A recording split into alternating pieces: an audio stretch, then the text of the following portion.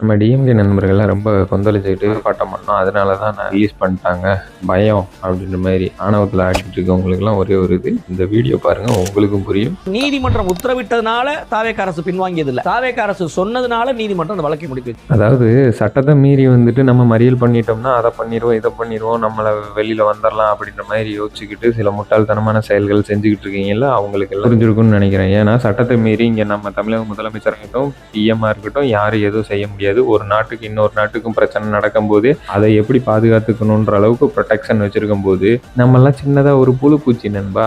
காலம் அப்போ இருந்த காலங்கள் வேற, இப்போ இருக்கிற காலங்கள் வேற, சரிங்களா? எவ்வளவோ டெக்னாலஜி இது வந்துருச்சு. சட்டத்தை மீறி எதுவும் செய்ய முடியாது, அதை மைண்டில் வச்சுக்கோங்க. சட்டத்தை முறைப்படி அணுகுனீங்கன்னா உங்களுக்கு தீர்வு கிடைக்கும், நல்லது நடக்கும். அதை விட்டுட்டு நான் அடிச்சிருவேன் உடச்சிருவேன் அப்படின்னு சொல்லிட்டு இந்த கோட்டரை போட்டுட்டு கோழி பிரியாணி சாப்பிட்டுட்டு 500 காசை வாங்கிட்டு நான் கூவிக்கிட்டு இருக்கேன்னு கூவுனீங்கன்னா, டிஎம்கே சைடில் இருந்துன்னு இல்லை டிவிகே சைடில் இருந்தும் அந்த மாதிரி பண்ணீங்க அப்படின்னா கண்டிப்பாக சொல்கிறேன், சட்டம் எல்லாத்துக்கும் ஒன்று தான். ஆளுங்கட்சியாக இருக்கட்டும் எதிர்கட்சியாக இருக்கட்டும் எல்லாத்துக்கும் ஒரே மாதிரி தான் இருக்கும். மாட்டிக்காதீங்க. இனிமேலாச்சும் ஒரு செயலை செய்யறதுக்கு முன்னாடி தயவு செஞ்சு கிளியரா முறைப்படி என்ன பண்ணணுமோ பர்மிஷன் வாங்கணுமோ அதெல்லாம் பண்ணிட்டு அதுக்கப்புறம் எதா இருந்தாலும். நன்றி.